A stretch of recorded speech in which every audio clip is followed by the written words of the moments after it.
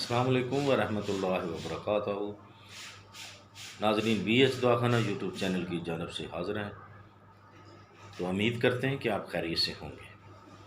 तो दुआ है कि अल्लाह आपको अपने हिफ्ज़ ईमान में रखे, अपनी रहमतों के साए में रखे।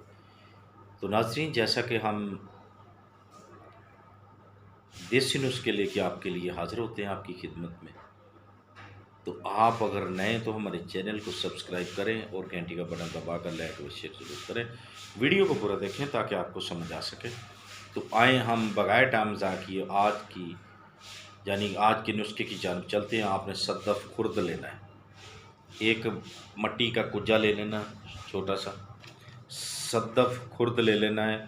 हस्बे ज़रूरत, जितनी का आपको ज़रूरत है, जितना आपने तैयार करना है ले लें।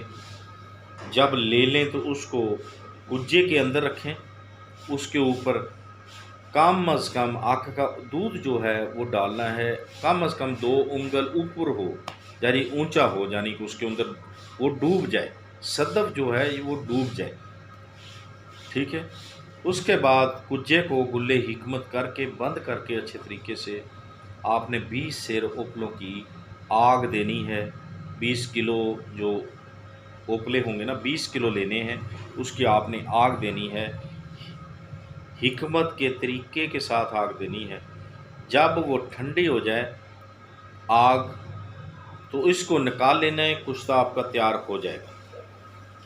ठीक है। इसको महफूज करके कहीं रख लें। तो ये किस लिए है? ये खांसी, दमा, दमा और नमूनिए के लिए अक्सीर है। खांसी, दमा और नमूनिए के लिए बहुत ही अक्सीर है। ठीक है। सुबह शाम दें। मकदार खुराक 2 रत्ती से ज़्यादा नहीं देनी। अगर उम्र कम है तो 1 रत्ती देनी। खांसी पुरानी होगी हो, दैमी खांसी हो जाती है, दमा हुआ हो किसी किस्म का, और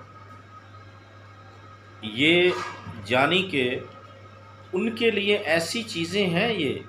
ठीक है। नमूनिया हो जाता है, बच्चों को भी हो जाता है, बड़ों को भी हो जाता है। उसके लिए उम्र के हिसाब से याद रखें, उम्र के हिसाब से बच्चे को देना है। नमूनिया हो है तो उसको उम्र के हिसाब से आपने ये देना है।